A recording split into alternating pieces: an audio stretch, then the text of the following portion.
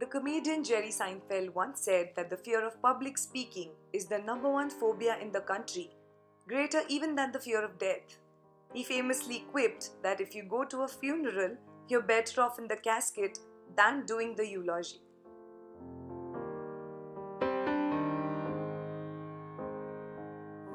Hi friends, my name is Neha. Welcome to my channel. So for all those of you who don't know, I usually make videos related to makeup or then some fitness or nutrition videos. But this is a different video. Now professionally, I have been an RJ. Also I've done my masters in clinical psychology. As well as currently I'm a professional anchor or a master of ceremonies, as you would know. And my basic job involves me to go a lot on the stage and talk to a huge audience. So this is just something that I wanted to share with you all because as an anchor or as an MC, I usually am very confident on the stage because that's what my job profile requires me to do, and I really love what I do. So a reputed institution invited me today to talk to their students about overcoming stage fright. Now, stage fright is a big word in itself. If ever you have experienced your voice quivering, your palms sweating, you feel like a mini heart attack, there is this big ball in your stomach which you think might explode at any point of time. You also feel that your heart is pounding, your eyes are watery. It's like a mini panic attack of sorts. So this is nothing but stage fright.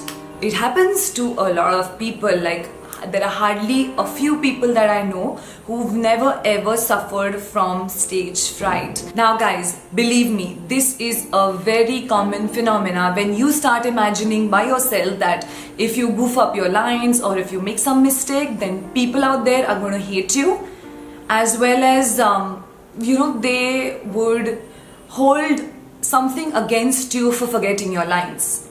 You also might think that the audience is judging you for whatever you're saying. So all this is just a fear inside you and nothing else. Now, what is this fear? This fear has two meanings. A, you forget everything and run for your life. And B, you face everything and rise. I was in the A category before, which is forget everything and run. Now let me tell you a small incident that has stayed very fresh in my mind still. It's been 20 years that this has happened, but the thing was that we had elocution competition in school. I must have been in my second or third standard that time, and we had to go up on the stage and recite say about 8 or 10 lines. That was it. We were a bunch of about 25 kids, out of which I think my ma'am thought that I would be the best, so I was chosen to do this amazing task. And from my class, I was selected. I was always nervous going on the stage ever since I remember. I was never a very confident child. Yes, I was confident in the sense that if there weren't too many people, then I would be quite confident. But if there were unknown faces or faces that are not familiar in the audience, then that would scare the shit out of me. And I'm not kidding you. So yeah, so I got selected in this and I was supposed to go up on the stage and recite these 10 lines. So I practiced for 3 days. I practiced in front of my mom, my dad. They told me that I was really good. My mom thought that I was really good. So all was going well. Now on the day of the elocution competition, when my name was announced, till then I had just crossed my fingers and I was praying so hard that my turn should never come, because all I wanted to do was get up from there and run away or then just disappear somewhere. But that did not happen, as you know, and my name was called and I was supposed to go on the stage. So with my feet trembling and like with this big fear in my stomach, I went on the stage. Now when I went on the stage, I did the usual greeting, that is hello everybody and stuff like that. And when I was supposed to start saying my lines or reciting my lines, you wouldn't believe me, but I forgot each and every word that I was supposed to say. Now even I don't know what happened. The audience was staring at my face My principal was staring in my face. Everybody was looking at me like, why isn't she saying anything? And I was also not being able to understand what's happening to me. I think that was the first time ever when I felt this kind of a stage fright or a stage fear. Before that, I had never been on the stage like this to feel anything of this sort. But that was the defining moment of my life. I could not say anything, so I just ran down the stage. I burst into tears and I ran up to my class. All the students were gathered on the ground there. I ran up to my class. My teacher came up after 5 minutes, worried that something wrong, something might have happened to me, and I just started crying and crying. I was bawling my heart out and I told her that I'm not feeling well. Ma'am, I need to go home. I know that was just a reason that I gave because I was feeling completely fine. It was just the stage fright which I did not understand back then. After that defining moment, a lot of other defining moments also came into my life wherein I was supposed to go on stage and say something. But of course that crippling fear kept coming into my mind over and over again, and obviously I never chose the option of going on the stage. But somewhere later on I felt that I should do something about this because this is not right. Sometime in my life I would have to go on stage and speak to the audience, so this is the moment when I need to start changing myself.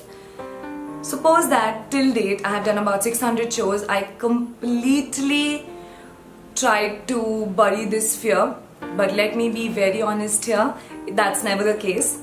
You always keep feeling a little anxious, a little nervous before going on the stage, before your show starts or before speaking to this kind of an audience.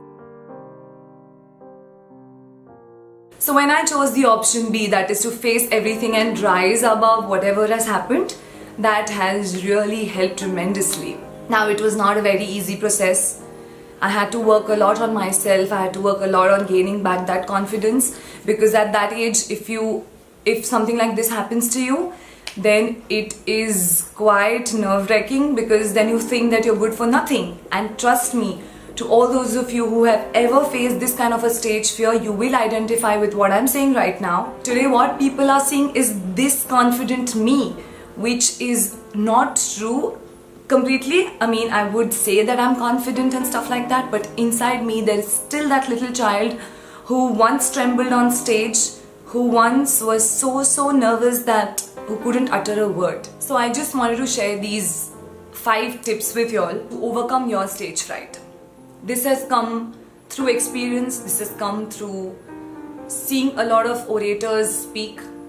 Also, I've seen a lot of videos. I have read up a lot on this. The fact that I did my clinical psychology has helped tremendously, because that helped me get into my own psyche and understand what fear responses was my body giving. So now let me get back to the 5-step remedy. So number 1 here is having confidence. Now you will hear this every single time, everywhere, that just be confident and you're going to be all good to go. But this is the confidence that I'm talking about.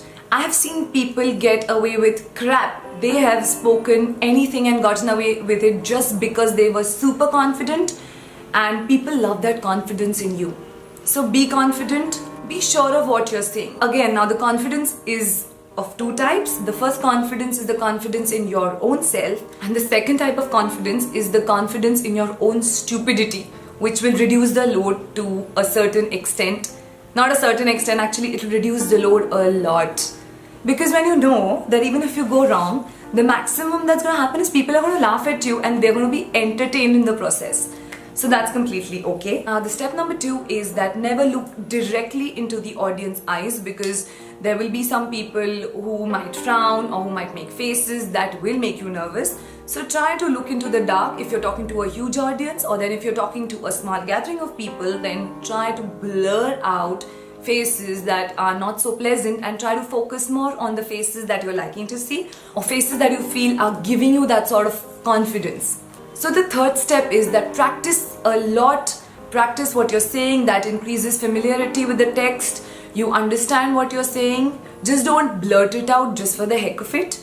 You need to understand the gist of it, make it clear in your own mind, and then go on the stage. The fourth point is that just in case if you're too nervous and you feel that you might forget something, keep a list of pointers ready. So if you're giving a big speech, then make a list of say some 5 or 10 pointers, that is the main points that you're going to speak, and then you can speak around that. So even if in case you forget your lines, you can always refer to that page and say what you're supposed to. And my last and the fifth most important point is that people have short-term memories. Nobody is going to remember lifelong what has happened other than you yourself. Nobody, trust me, nobody is going to remember this scenario so vividly, and nobody is going to hang you for it even if you forget your lines. So just take a chill pill and relax.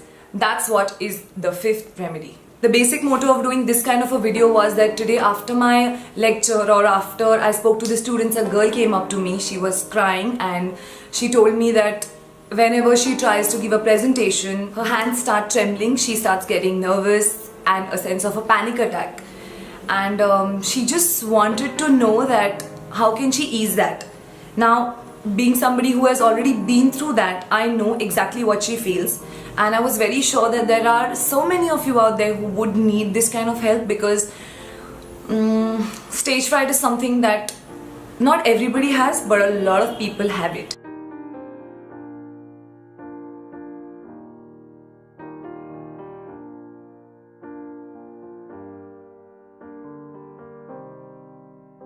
So guys, if you would like to see more such kind of videos, then do let me know in the comment section below. Also, don't forget to give this video a big like if you've liked it or if you found this information helpful.